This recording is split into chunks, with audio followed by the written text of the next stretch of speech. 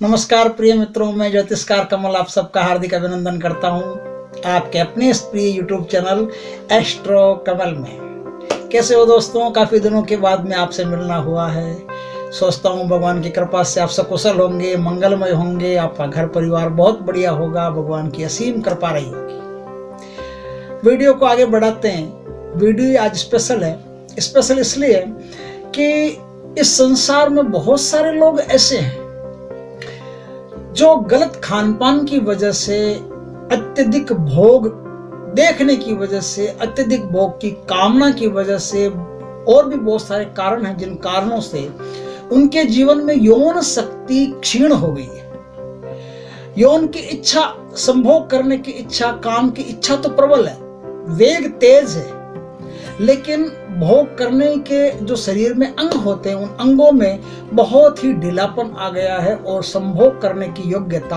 अब उनमें नहीं रही। एक तो इस प्रकार के लोग हैं और दूसरे इस प्रकार के लोग हैं कि उनमें संभोग करने की पूर्ण शक्ति है। स्त्री हो या पुरुष हो, संभोग करने की पूर्ण शक्ति है, यौनांग भी ठीक है, सब कुछ ठीक है, लेकिन विपरीत लिंग की व्यवस्था नहीं हो रही है। कुछ लोग ऐसे हैं जिनके पास पत्नी तो है, लेकिन वो पत्नी रात को मना कर देती है, बोले नहीं जाओ मैं थकी हुई हूँ। कुछ पति ऐसे हैं जो देर रात को घर आते हैं, काम करके थके हारे मांदे मुंदे, और आकर के सो जाते हैं खाना खा के। तो पत्नी का जो अंदर का भाव है वो यूं ही मर जाता है। वो अपने भाव को एक्टिवेट नहीं कर पाती बेचारी, अपने भाव को प्रदर्शित नहीं कर पाती। वो बोलने से पहले तो वो सो जाता है। तो कैसे ये जो दाम्पत्य जीवन है ये खटाई में पड़ जाता है। इस प्रकार की सिचुएशन समाज में बहुत ज्यादा हो गई है। हमारे कई ऐसे मित्र हैं जिनके जीवन में ऐसी कोई प्रॉब्लम आई तो इससे क्या होता है, बहुत सारा फर्क पड़ता है। मैं थोड़ा विज्ञान की भाषा में आपसे बात करता हूं कि यदि आपका यौनांग भी ठीक है, आपके शरीर के जो अंग हैं वो भी संभोग करने के योग्य हैं, बराबर है, उचित है, और आपको संभोग की सुविधा भी बराबर उपलब्ध होती है। देखिए, मैं जब संभोग की सुविधा की बात कर रहा हूं तो इसमें हस्त मैथुन वगैरह शामिल नहीं है, क्योंकि ऐसा करने से हस्त मैथुन वगैरह जो आदमी करता है और करके अपने आप को यौन संतुष्टि देना चाहता है तो ये कोई यौन संतुष्टि नहीं है। इसके करने से शरीर में एक तो जो आपका वीर्य बाहर गिरता है, उससे शुक्र जो आपका होता है वो कमजोर होता है, शुक्र क्षीण होता है, और शुक्र क्षीण होने से आपका चेहरा प्रभावशाली नहीं रहता, आपके जीवन में आकर्षण नहीं रहता, आप स्वभाव में नहीं रहते, दूसरों के प्रभाव में हमेशा रहते। जो आदमी अपने वीर्य का और जो स्त्री अपने रज का नाश करती है, नाश करने से उनके जीवन में क्या होता है, शुक्र का जो प्रभाव होता है वो क्षीण हो जाता है। और शुक्र का प्रभाव क्षीण होने से यदि जीवन में कभी उनका दाम्पत्य जीवन हुआ तो दाम्पत्य जीवन नष्ट प्राय होता है। उनके जीवन में लड़ाई झगड़े होना शुरू हो जाते, उनके जीवन में पृथकता आना शुरू हो जाती, उनका जीवन शांत नहीं रह पाता, सुकून से, शांति से उनका जीवन निर्वाह नहीं हो पाता। तो ये जो मैं बता रहा हूं उसका अर्थ यह है कि विपरीत लिंगी बराबर साथ में होना चाहिए और विपरीत लिंगी भी कामातुर होना चाहिए। अगर विपरीत लिंगी कामातुर नहीं है तो आपकी जो सेक्स की क्षमता है वो भी मायने नहीं रखती है। तो विपरीत लिंगी भी कामातुर हो और आप में यौन की शक्ति पैदा हो। इसलिए मैंने कई मित्रों को एक साधना करवाई। वो साधना अत्यंत आवश्यक है। यदि आपके अंदर सब कुछ ठीक है, यौनांग भी ठीक है, और आप किसी वजह से अपनी पत्नी के साथ या पत्नी अपने पति के साथ संभोग नहीं कर पाती, तो नहीं कर पाने की स्थिति में साइंस क्या कहता है? साइंस कहता है कि संभोग की स्थिति में आपके शरीर में एक पदार्थ स्राव करता है। उस पदार्थ का नाम है इम्यूनोग्लोबिन। इम्यूनोग्लोबिन जो पदार्थ स्राव होता है वो पदार्थ क्या करता है, आपके शरीर की इम्यूनिटी को बढ़ाता है। तो ये शोध हुआ, शोध में पता चला कि जो आदमी कंटिन्यू सेक्स करता है, हर तीसरे दिन, चौथे दिन, पांचवें दिन सेक्स कर लेता है, या सप्ताह में एक बार तो कम से कम सेक्स कर ही लेता है, तो उसकी इम्यूनिटी जो होती है वो बहुत बढ़िया रहती है। उसको नींद जो होती है वो बहुत बढ़िया आती है। उसका खाना जो है वो अच्छी तरह से पाचन होता है, पच जाता है। इसके साथ एक चीज और होती है, संभोग करने के बाद, संभोग करने से आपके शरीर में एक और हार्मोन स्राव होता है। उस हार्मोन का नाम है dopamine. Dopamine hormone. Dopamine hormone तभी आपके शरीर में स्राव करेगा जब आप संभोग करते हैं अपनी पत्नी के साथ, या पति अपने पति के साथ, या प्रेमी प्रेमिका के साथ, प्रेमिका प्रेमी के साथ। कोई भी दो विपरीत लिंग यदि आपस में संभोग करते हैं तो उनके अंदर डोपामाइन नाम का एक हार्मोन स्राव होता है, जो वो हार्मोन क्या है, साइंस की दुनिया में उस हार्मोन को खुशियों का हार्मोन कहते हैं। खुशियों का हार्मोन, हार्मोन ऑफ हैप्पीनेस। इसका अर्थ ये होता है कि वो जब पैदा होता है तो उनके जीवन में खुशियाँ आती हैं, उनका तनाव, डिप्रेशन कम होता है, डिप्रेशन नहीं रहता। धीरे धीरे करके डिप्रेशन कम होता है, अगर होता है तो, नहीं तो डिप्रेशन होता ही नहीं। वो तनाव की जिंदगी नहीं जीते, खुशी की जिंदगी जीते हैं। जो आदमी बराबर संभोग करता है वो खुशी की जिंदगी जीता है। समझा ना बात को? ऐसे आदमी को एक बात और वैज्ञानिकों ने, डॉक्टरों ने इस चीज की शोध की कि जो आदमी कंटिन्यू सेक्स करता है, कई विश्वविद्यालय हैं भारत के अलावा भी कई विश्वविद्यालय बड़े बड़े विश्व में जो है उनमें शोध होते रहते हैं हर चीज पर। तो एक शोध में उन्होंने ये भी बताया है कि जो आदमी कंटिन्यू, जो जोड़ा, जो कपल कंटिन्यू संभोग करते हैं, उनके जीवन में क्या होता है कि जो ब्लड प्रेशर होता है ना, इस ब्लड प्रेशर की मात्रा बहुत कम होती है, उनके नहीं होता है। जो कंटिन्यू संभोग करते हैं, सेक्स करते हैं, सेक्स लाइफ को एंजॉय करते हैं, उनके जीवन में ब्लड प्रेशर की मात्रा कमजोर होती है, नहीं होती, ब्लड प्रेशर नहीं बढ़ता। और जो आदमी संभोग नहीं करता है कई कई दिन तक, उसका ब्लड प्रेशर कभी भी बढ़ सकता है।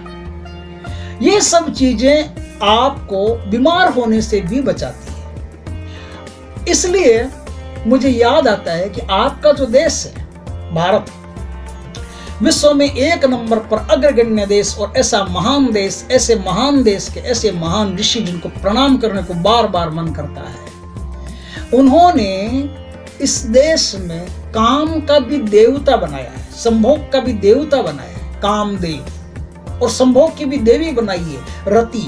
रति और काम ये संभोग के देवी देवता है। संभोग के देवी देवता का अर्थ ये होता है कि आज जिस संभोग को आपने निंदनीय बना दिया है, आपने हेय बना दिया है, आपकी उत्पत्ति संभोग से हुई, आपका सारा संसार संभोग से चलता है, और उसके उपरांत आपने संभोग को निंदनीय बना दिया। कोई आदमी भोग की बात करता हुआ नजर आता है तो आप कहते हो क्या दिखता था क्या निकला है। ऐसा आदमी जो ऐसी बातें करता है, इनके मुंह से तो ऐसी बातें शोभा ही नहीं देती। और कोई स्टेज पर बोल दे कोई संत महापुरुष, ऐसा संत महापुरुष तो बेचारे दबा दबा करके रखते हैं, और जितना दबा दबा के रखते हैं उतना जो काम होता है वो ब्लास्ट करता है अंदर। अगर कोई संत पकड़ा जाए तो कोई बड़ी बात नहीं है।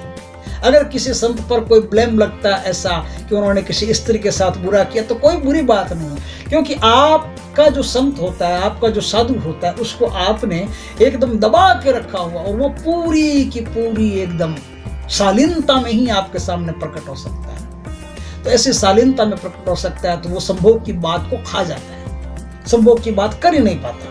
संभोग की बात नहीं कर पाता तो उसका संभोग दमित होता है, दबता है, और संभोग जब दबता है तो अंदर बीमारी प्रकट करता है। देखो आपके देश में और विदेशों में क्या होता है, इस चीज को थोड़ा सा आप समझ लो। आपके देश में आपने संभोग को दबाया, विदेशों में संभोग को एकदम खुला कर दिया, ओपन कर दिया। ये चीज पर्दे की है, इसलिए क्योंकि देश का भूभाग उस समय बड़ा था और जनसंख्या कम थी। तो जिस चीज पर पर्दा किया जाएगा उस चीज का पर्दा ही उघाड़ने में लोगों को आनंद आएगा। जहाँ लिखा होता है यहाँ पेशाब करना मना है, वही आदमी जाके पेशाब करता है। आपने देखा होगा कई दीवारों पे ऐसा लिखा होता है शहर में, यहाँ पेशाब करना मना है, आदमी वही जाकर के अपना मूत्र विसर्जन करेगा। जिस चीज को मना कर दिया गया है, आपके जीवन में साफ लिख दिया गया है कि संभोग पर्दे की चीज है, इसे पर्दे में रखना चाहिए। इसलिए पर्दे में रखना चाहिए कि उनको पता था कि आदमी का मन जो है वो हमेशा ही रहस्योद्घाटन करने में लगा रहता है।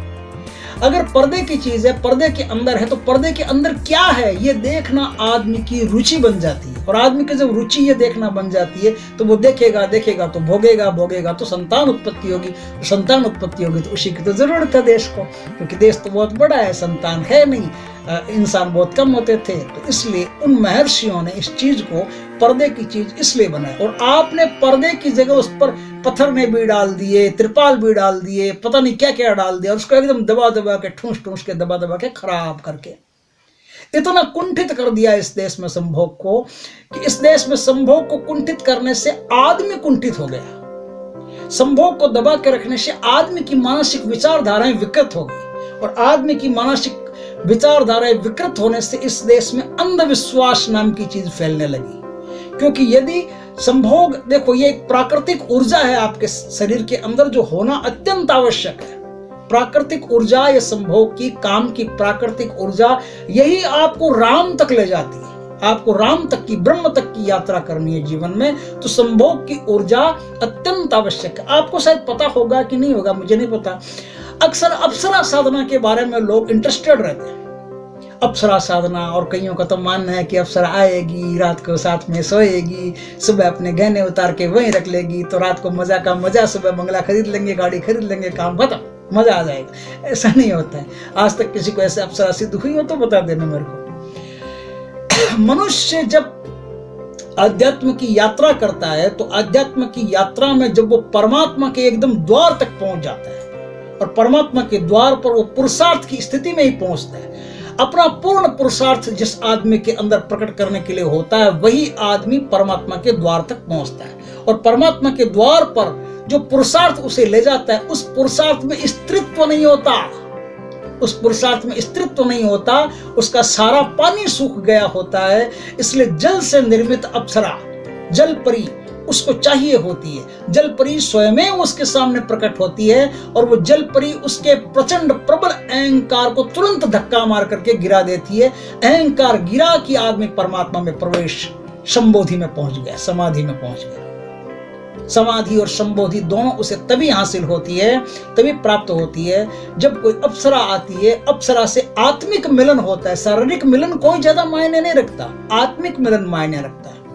आपने शिव और शक्ति का आत्मिक मिलन देखा होगा, शिवलिंग देखा होगा, शिवलिंग, और शिवलिंग पर एक एक बूंद पानी की गिरती रहती है। ये प्रतीकात्मक है कि आत्मा जब मिलती है, स्त्रीत्व और पुरुषत्व की आत्मा जब मिलती है, तभी ब्रह्म प्रकट होता है। और ये जो बूंद गिरती है ना, ये अमृत की बूंद है। अमृत की बूंद का अर्थ है कि ब्रह्म का प्रसाद तभी उन पर गिरता है, तभी शीतलता, ब्रह्म का प्रसाद उन पर गिरता है। तो ये संभोग की स्थिति में, संभोग की स्थिति में अगर आप सोचते हो कि हम अप्सरा को ऐसे प्रकट करेंगे, रात को सोएगी नहीं, ये सब बकवासबाजी है। इस बकवासबाजी में कभी नहीं उलझना चाहिए। मेरे गुरुजी थे नेमिचंद जी शास्त्री, नेमिचंद जी शर्मा, उन्होंने एक वो केमिस्ट्री के प्रोफेसर थे और बाल ब्रह्मचारी थे। उन्होंने भी अपने जीवन में अप्सरा की साधना की थी, किसी विशेष प्रयोजन से। इसलिए नहीं कि रात को आएगी, सोएगी, ऐसा कर लेंगे, वैसा कर लेंगे, नहीं, इसलिए नहीं, विशेष प्रयोजन से की गई थी। लेकिन उनका वो प्रयोजन सफल नहीं हुआ। अप्सरा ने वो काम करने से, वो प्रयोजन पार करने से मना कर दिया। कोई शर्त रखी, बोले ये शर्त है तो आप इस शर्त पे उतरते हो तो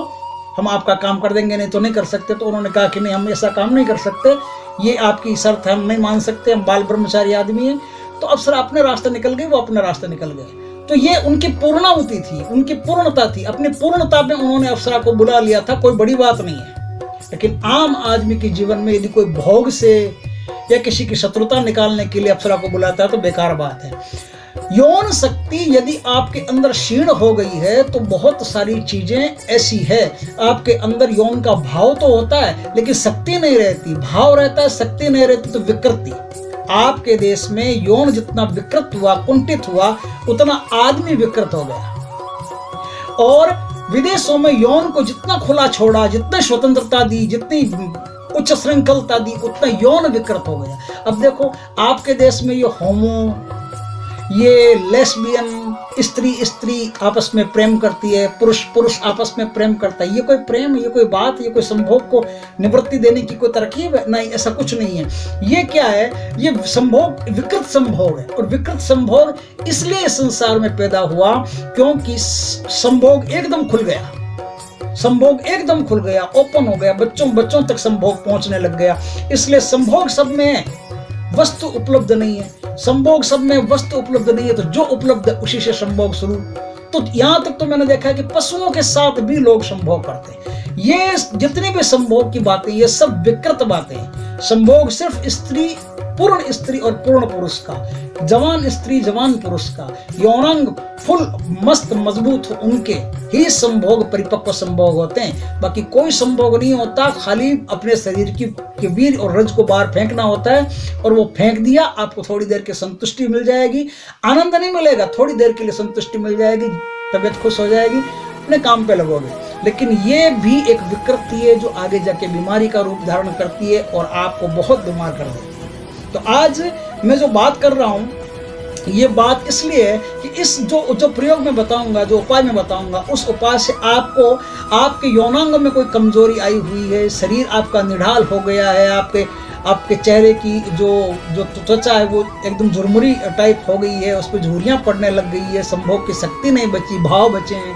तो ऐसे में जो प्रयोग मैं आज करवाऊंगा, वो प्रयोग यदि आप करेंगे तो आपको बहुत लाभ रहेगा। उससे आप में यौन शक्ति अचानक से ज्वार भाटे की तरह उफान मारने लगेगी और आप में संभोग करने की शक्ति पैदा होगी। संभोग करने की शक्ति पैदा होगी, आपके यौनांग है वो एकदम मजबूत होना शुरू हो जाएंगे, आपके अंदर कामातुरता पैदा होना शुरू हो जाएगी, और काम को देवता की तरह पूजोगे तो काम से लाभ होगा। काम को हीन मान करके, हीन भावना से उसको देखोगे तो काम से कोई परिणाम अच्छा नहीं निकलता। काम से परिणाम अच्छा तभी निकलेगा जब आप काम की पूजा करोगे, क्योंकि आपके देश में कामदेव की पूजा होती है, और कामदेव की पूजा होती है तो आप काम एक आदरणीय वस्तु है। क्योंकि देखो, धर्म अर्थ काम और मोक्ष, चार पुरुषार्थ में भी जो तीसरे नंबर का पुरुषार्थ वो काम को लिया गया है, क्योंकि काम के बिना मोक्ष संभव नहीं है। मोक्ष प्राप्त करने के लिए काम का होना अत्यंत आवश्यक है। तो आज अब ज्यादा बातें हो जाएगी, ज्यादा बातें न करके आज हम इस प्रयोग की बात करते हैं। मैंने कई लोगों को करवाया, उनको लाभ हुआ, अगर आप करेंगे तो आपको भी लाभ होगा, आप करके देखिए। ये प्रयोग करने से पहले कुछ सामग्रियां हैं वो आपके पास होनी चाहिए। सामग्रियों में क्या चाहिए आपको? सामग्रियों में आपको एक तो सफ़ेद कलर के कपड़े चाहिए, सफ़ेद सिल्क के कपड़े हो। सिल्क के कपड़ों में सफ़ेद सिल्क की 2 धोतियाँ ला सकते हो। एक धोती बैठ करके मतलब पहन करके बैठना है, दूसरी उसको ओढ़ करके आपको जप करना है, इसलिए वो 2 धोती चाहिए। 2 धोती चाहिए, सफ़ेद कलर का ऊन का आसन चाहिए, इस पर टिक्की माला चाहिए। इस पर टिक्की माला हो, इस पर टिक्की माला से ही इस जाप को किया जा सकता है, तो इस पर टिक्की माला आपके पास होनी आवश्यक है। या आप अगर और बढ़िया मजबूती चाहते हो तो भगवान कृष्ण की वैजयंती की माला जो होती है उससे भी काम का जाप होता है। तो काम का जाप उससे भी होता है, तो वैजयंती की माला भी ला सकते हो। आपके पास एक छोटा तांबे का घड़ा होना चाहिए, छोटा लोटा होना चाहिए, चांदी की आचमनी होनी चाहिए, थोड़े से चावल होने चाहिए, थोड़ा सा कुमकुम होना चाहिए, चावल अक्षत चाहिए। उसमें ध्यान रखना, आप टूटे हुए एक भी चावल नहीं लोगे, पहले आप आधा किलो लो, 1 किलो लो, कितना लो आपकी मर्जी। चावल आप हमेशा वही लोगे जो साबुत है। और सबसे इंपॉर्टेंट बात है कि इसमें कामदेव का चित्र चाहिए और कामदेव का यंत्र चाहिए। कामदेव का चित्र आपको ऐसे नहीं मिलता हो मार्केट में, कहीं फोटो नहीं मिलता हो, तो आप जो ग्राफिक्स वाले होते हैं कैमरे वाले, उनसे बनवा सकते हो। उनसे जो स्टूडियो होता है ना, कैमरा फोटो स्टूडियो, उनसे आप कहोगे तो आपको बना करके दे देंगे, वो कंप्यूटर से बना करके ऐसा आपको कामदेव का चित्र दे देंगे। उसको आप फ्रेमिंग करवा करके अपने घर में रखो। कामदेव का एक यंत्र चाहिए, यंत्र मैं स्क्रीन पे दे दूंगा, वो यंत्र आप यहीं से ले लेना, कोई दिक्कत नहीं है। स्क्रीन से स्क्रीनशॉट लेकर के उस यंत्र को फ्रेमिंग करवा लेना, कोई आवश्यकता नहीं है ज़्यादा कहीं लाने की, पैसा खर्चने की। ये तो पैसा तो धंधा हो गया लोगों का, ये शमशान गुटिका ले लो, ये काम गुटिका ले लो, ऐसी न तो कोई गुटिका होती है न कोई और होता है। ये सब बकवासबाजी होती है जो आदमी को ठग करके पैसा लेने की कोई तरकीब होती है। अब अपने को तो किसी को ठगना नहीं, किसी से पैसा लेना नहीं, इसलिए जो साफ बात है वो बता देते हैं, किसी गुटिका की कोई आवश्यकता नहीं है। न कोई ऐसी कोई माला होती है, माला का संस्कार होता है, वो एकदम इजी है, आप भी आसानी से अपने घर में कर सकते हो। समझ गए ना बात को? तो कामदेव के लिए काम यंत्र चाहिए और काम तस्वीर चाहिए कामदेव की। ये हो गया। आपको एक शंकर भगवान और माता पार्वती की गणेश जी सहित तस्वीर चाहिए। ये आपके घर में हो तो सबसे बढ़िया, नहीं हो तो ले लेना, कोई दिक्कत नहीं। ये ले लिया आपने। ये लेकर के अब आपको क्या करना है, एक सबसे मुख्य चीज मैं बता देता हूं आपको, प्रयागराज का पानी चाहिए। ये सबसे ज्यादा इंपॉर्टेंट है। प्रयागराज का पानी आपको कहीं से भी मंगवाओ, मंगवा करके अपने पास रखना चाहिए। यदि प्रयागराज नहीं मिले तो कोई भी ऐसी 3 नदियां जहां मिलती हो, उनका संगम बनता हो, उस संगम का पानी चाहिए। आप समझ गए होंगे बात को तो अच्छी तरह से। संगम का पानी प्रयागराज का इसलिए कहा कि प्रयागराज का पानी संगम का पानी होता है कि आपको और किसी संगम का, किसी नदियों का पानी मिल जाता तो भी बराबर काम करेगा, उसमें कोई दो राय नहीं है। कृष्ण भगवान की मोर पंख चाहिए। कृष्ण भगवान की मोर पंख आपके उस समय कमरे के अंदर जहां आप जाप करोगे, कृष्ण भगवान की मोर पंख उस जगह टंगी हुई होनी चाहिए। उसका करना कुछ नहीं है, सिर्फ उसकी उपस्थिति अनिवार्य है। तो कृष्ण भगवान की मोर पंख चाहिए। ये सब चीजें आपको चाहिए। कुमकुम बता दिया आपको, और चावल बता दिए, सामग्री सारी आ गई। अब आपको सबसे पहले दूब होती है, दूब, उस दूब की एक झाड़ू बनानी है। जो मार्केट में क्या, जो कहीं भी खाली स्थान होता है या खुला स्थान होता है या कोई बगीचा होता है, वह दूब उगी हुई होती है। वहां से थोड़ी सी दूब उखाड़ के ले आओ। एक बार ले आओगे रोज काम आ जाएगी, कोई दिक्कत नहीं है। दूब को यहाँ से पतरंगी धागे से आप बांध लो। छोटी सी दूब होगी इतनी सी, तो उसके पतरंगी धागे से बांध लो। यहाँ से तो बांध लोगे तो वो एक झाड़ू टाइप बन जाएगी।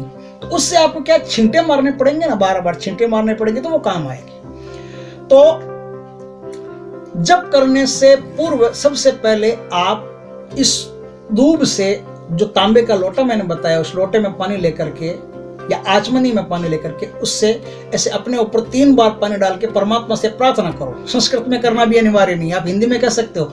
हे परमात्मा, मैं कामदेव के जाप करना चाहता हूँ और अपने यौनांगों को, अपनी यौन शक्ति को मजबूत करने के लिए, बढ़ाने के लिए, यौन की भावनाओं को बढ़ाने के लिए और विपरीत लिंग की व्यवस्था के लिए मैं काम का जाप करना चाहता हूँ। परमात्मा मुझ पर कृपा करो और मुझे शक्ति प्रदान करो और मुझे पवित्रता प्रदान करो। इस जप के योग्य बनाओ और जप की पवित्रता मुझे दो। ऐसा करके 3 बार, ये आपको 14 दिन की साधना होती है, तो 14 ही दिन आपको ये सब करना है। ठीक है। अब आप चावलों की ढेरी एक बाजोट लीजिए। बाजोट पर सिल्क का सफेद कपड़ा बिछाइए। सफेद कपड़ा बिछा करके आप सबसे पहले कामदेव का यंत्र किसी कटोरी में, प्लेट में, तांबे की में, उसके ऊपर रख करके आप ऐसे व्यवस्थित कर दीजिए कि किसी वो गिरे नहीं। मतलब आपको यंत्र दिखाई दे, फ्रेमिंग किया हुआ यंत्र साफ मस्त तो आपको दिखाई दे, तो वो यंत्र आप वहां स्थापित कर लीजिए। यंत्र के दाहिनी साइड में, दाहिनी साइड मतलब यंत्र के दाहिनी साइड में, तो आपके बाईं साइड में होगी। आप सामने बैठोगे तो आपके बाईं साइड में होगी। आपको ये पूजा पूर्व दिशा में मुंह करके करनी है, समझ गए ना? पूर्व दिशा में मुंह करके करनी है। ये कब करनी है ये मैं बता देता हूँ आपको। ये किसी भी महीने की शुक्ल पक्ष की चतुर्दशी के दिन से शुरू की जाती है, या फिर शुक्ल पक्ष की चतुर्दशी आप इग्नोर करते हैं, नहीं होता उस दिन, आपके नाम का चंद्रमा ठीक नहीं है, तो आप किसी भी शुक्ल पक्ष के प्रथम शुक्रवार जो आता है उस दिन से इस साधना को शुरू कर सकते हैं। 14 दिन की साधना होती है। कोई भी शुक्रवार आएगा तो आपका पूर्णिमा बीच में आ जाएगी। कुल मिला के पूर्णिमा बीच में आनी जरूरी है, तो पूर्णिमा बीच में आ जाएगी। इस तरह से आप इन दोनों में से कोई भी एक तिथि ले सकते हो। यह साधना रात 11 बजे से शुरू होती है। अब 11 बजे आपका मुहूर्त नहीं बन रहा है, उस समय काल का दुगड़िया चल रहा है, चौगड़िया चल रहा है, तो आप कोई भी उससे आगे का 12 बजे या फिर 10 बजे ऐसा अगर कोई बढ़िया चौगड़िया मिलता है तो उस बढ़िया चौगड़िया में आपको जाप शुरू करना है। समझ गए ना बात को? आप चौगड़िया अच्छी तरह से देख लेना और अपने नाम का चंद्रमा आप पंचांग में देख लेना। चौथा, छठा, 8वां और 12वां, ये 4 चंद्रमा नहीं होने चाहिए। बाकी कोई भी चंद्रमा होगा तो आपके लिए लाभदायक है। आपको सबसे पहले गणेश, अंबिका, शिव, इनकी पूजा करनी है। इनकी पूजा करने के लिए आप पूजा करने के बाद में पूजा, साधारण पूजा, इसमें कोई बड़ी बात नहीं, कोई विशेष मंत्रों का उच्चारण नहीं, वेद की ध्वनियां नहीं करनी। सामान्य पूजा जैसी आप रोज मंदिर में करते हो वैसी पूजा करनी है। भगवान से, भगवान को खुश करना है, प्रसन्न करना है, पूजा करनी है। पूजा करने के बाद में आपको अपनी गुरु की पूजा करनी है। अगर गुरु नहीं हो तो फिर शिव की पूजा करनी है, क्योंकि शिव सबके गुरु हैं, तो भगवान शिव की पूजा करनी है। पूजा करने के बाद में आपको जहाँ यंत्र और ये स्थापित किया आपने, वहां पर इस दुर्वा से आपको ऐसे थोड़ा जल छींट देना, प्रयागराज का जल। अब आप जल को वहां भी छींट दीजिए जहां आप बैठेंगे, जो आपका आसन बनेगा उस आसन के नीचे पहले थोड़ा सा जल छिटक दें। जल छिटक करके उसके ऊपर आप अपना आसन बिछाएं। आसन बिछाने के बाद में अब आप हाथ में संकल्प लें। संकल्प में आप अपना नाम बोलेंगे, जाति बोलेंगे, गोत्र बोलेंगे, कहाँ रहते हैं वो बोलेंगे, पूरा पता, और ये सब बोल करके मैं किस लिए काम कर रहा हूँ, किस तिथि से कर रहा हूँ, किस वार से कर रहा हूँ, किस नक्षत्र से कर रहा हूँ, कब तक करूँगा, कितने बजे से करूँगा, ये पूरी डिटेल संकल्प में बोलनी पड़ती है। तो ये आप संकल्प में बोल सकते हैं। संकल्प में बोलने के बाद में अब आपको क्या करना है, 3 माला अलग अलग, वो 3 माला आपको जाप करनी है। एक तो ओम नमः शिवाय की, दूसरी आपको अपने गुरु मंत्र की, और तीसरी आपको काम गायत्री की। ये 3 माला आपको सबसे पहले जपनी है। 3 माला सबसे पहले जपनी है। जपने के बाद में आपका ये कार्यक्रम शुरू होगा। उससे पहले आपका जो कामदेव का यंत्र है, उस यंत्र पर आपको क्या करना है, 8 नाम ऐसे हैं। उन 8 नामों से 8 बार आपको दुर्वा से ऐसे हर बार जल छींटना है। क्या, पहला नाम मैं बताता हूँ, ओम क्लिंग कामाय नमः, ऐसा बोलना। ओम क्लिंग कामाय नमः के साथ में एक बार आपको जल उससे दुर्वा से छींट देना है। दुर्वा से जल छींटने के बाद में दूसरी बार बोलना है, ओम क्लिंग भस्म शरीराय नमः। ओम क्लिंग भस्म शरीराय के बाद में जल छींट दीजिए। फिर आपको ओम क्लिंग अनंगाय नमः। फिर चौथे नंबर पर बोलना ओम क्लिंग मंथाय नमः। ओम क्लिंग मंथाय नमः बोलने के बाद में जल छींट दीजिए। फिर 5वें नंबर बोलना है ओम क्लिंग वसंत सखाय नमः। ओम क्लिंग वसंत सखाय के बाद में आप जल छींट दीजिए। फिर 6ठे नंबर पर बोलना आपको ओम क्लिंग स्मराय नमः। ओम क्लिंग स्मराय नमः के बाद में आप जल छींट दीजिए। 7वें नंबर पर बोलना ओम क्लिंग इक्षु धनुर्धराय नमः। ये बोलने के बाद में आप जल छींट दीजिए। 8 नंबर पर आपको बोलना है ओम क्लिंग पुष्पबाणाय नमः। पुष्पबाणाय नमः ऐसा बोलने के बाद में जल छींट दीजिए। जल छींटने के बाद में अब आप ओम नमः शिवाय की एक माला, जो मैंने बताया कौन सी माला आपको लेनी, या तो वैजयंती की सबसे ऊंची माला होती है, सबसे बड़ी माला होती है, वो लेनी है आपको इस काम में, और या फिर आपको स्फटिक की माला लेनी है। दोनों में से कोई भी एक माला का आपको जाप करना। जाप हमेशा गुरुमुखी के अंदर होगा। गुरुमुखी तो आप समझ ही गए होंगे,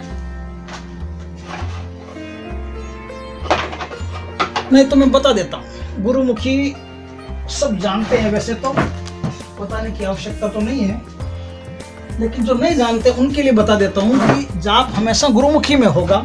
ये गुरुमुखी है, इसके अंदर आपकी माला रहेगी, इसके अंदर आपकी माला रहेगी, और इसके अंदर आप हाथ डालिए, हाथ डाल के माला रहेगी आपकी, और आपको इन 2 उंगलियों से माला सरकानी, आगे ध्यान रखना, क्योंकि इसमें कभी भी बृहस्पति की जो अंगुली होती है तर्जनी, ये कभी भी माला को टच नहीं करनी चाहिए। इस बात का आपको पूरा ख्याल रखना चाहिए। तो माला आपकी इस तरह से चलेगी। इसमें मैंने अंदर माला पकड़ रखी है इन 2 अंगुलियों से, एक अंगुली एक अंगूठा, जो आपकी मध्यमा उंगली है, मध्यमा उंगली और अंगूठा, इनसे माला पकड़ रखी है। तर्जनी उंगली उनके नीचे, तर्जनी उंगली ऊपर है, मध्यमा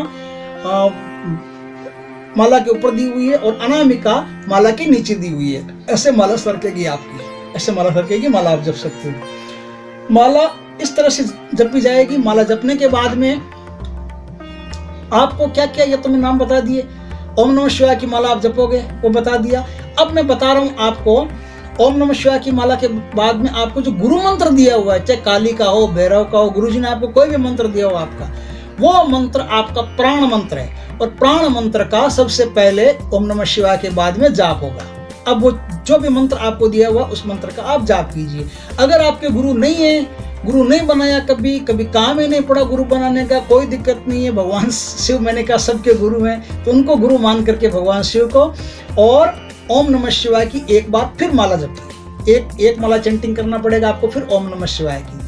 ओम नमः शिवाय की माला जपने के बाद अब आपको काम गायत्री की माला जपनी पड़ेगी। काम गायत्री की एक माला आपको जपनी जरूरी है। काम गायत्री है ओम क्लिंग विद्महे कामदेवाय धीमहि तन्नो अनंग प्रचोदयात्। ओम क्लिंग विद्महे कामदेवाय धीमहि तन्नो अनंग प्रचोदयात्।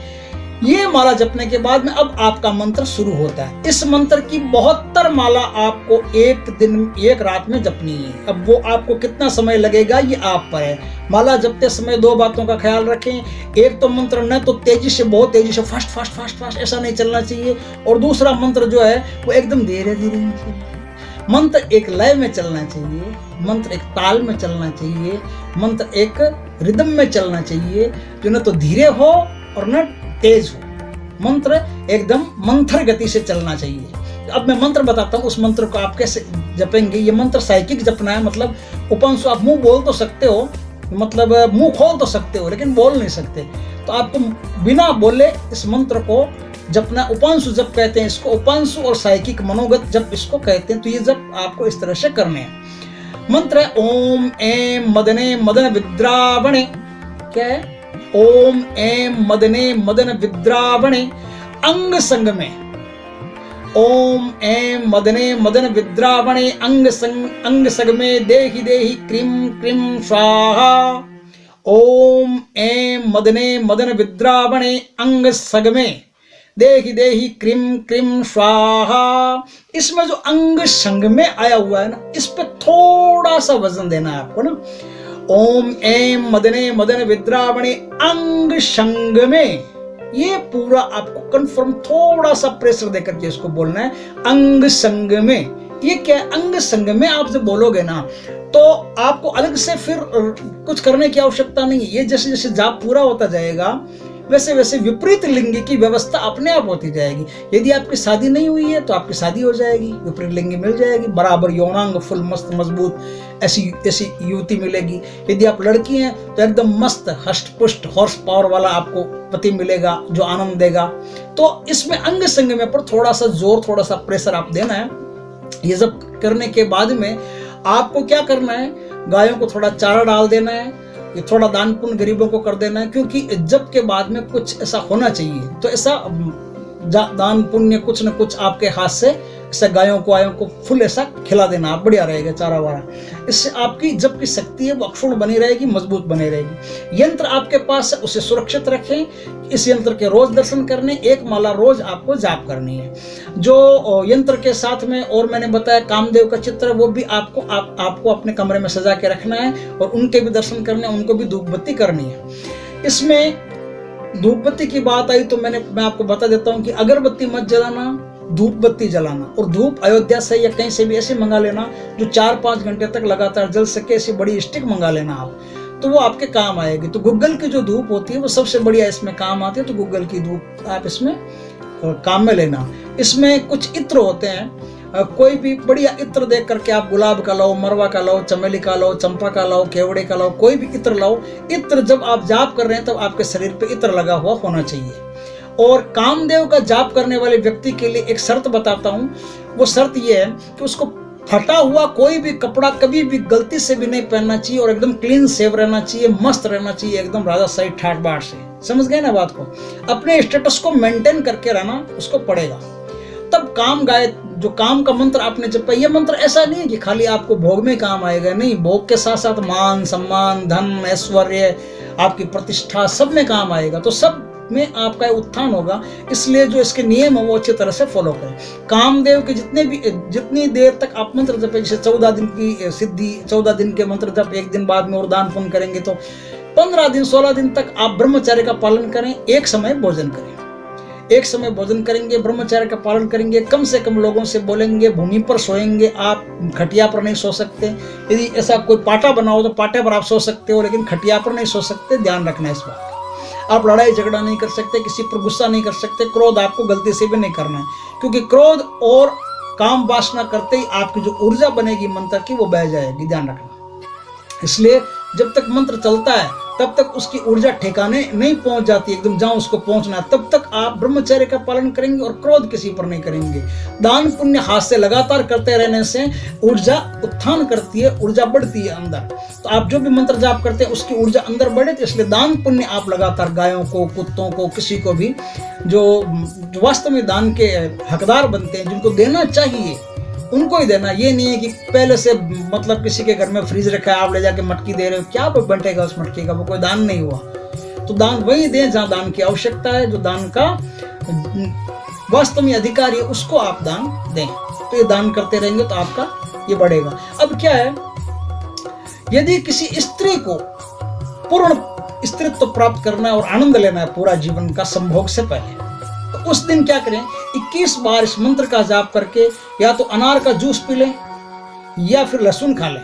दोनों में से कोई भी चीज, वो लहसुन थोड़ा सा कूट करके सब्जी में डाल करके भी खा सकते हैं, कोई दिक्कत वाली बात नहीं है। तो पहले मंत्र से अभिमंत्रित करके फिर लहसुन कूट के आप सब्जी में डाल करके खाएं, और पहले अभिमंत्रित करके आप अनार का जूस वो पिएं। और यदि पुरुष को यौन शक्ति प्राप्त करनी है या फिर यौन का आनंद लेना है, संभोग का, मैथुन का पूर्ण आनंद लेना है, तो उनको क्या करना है, उनको थोड़ी शिलाजीत लेनी है। थोड़ी शिलाजीत लेकर के उसको 21 बार मंत्र से अभिमंत्रित करके गाय के दूध में मिला करके उसको घोल के और उसको पीनी है। साथ में मिश्री डालना है, शक्कर नहीं डालना है, ध्यान रखना। मिश्री डाल करके दूध को मीठा करना है। यदि अगर आपको डायबिटीज है तो आप मिश्री नहीं डाल सकते, अवॉइड कर सकते हो। डायबिटीज नहीं है तो आप मिश्री डाल करके दूध को पी सकते हो। इस तरह से आपकी सिद्धि प्राप्त हो गई आपको, और सिद्धि प्राप्त होने के बाद में आपको विपरीत लिंग की व्यवस्था भी हो गई। वीडियो अच्छा लगा हो तो वीडियो को लाइक करें, कमेंट करें, शेयर करें, और यदि पहली बार आप हमारे चैनल पर आए हो तो चैनल को सब्सक्राइब करें, पास में जो बेल आइकन के बटन को दबा दें ताकि हमारे ज्ञानवर्धक जानकारीपूर्ण वीडियो सबसे पहले आपके पास आ सके। जय श्री कृष्ण मित्रों।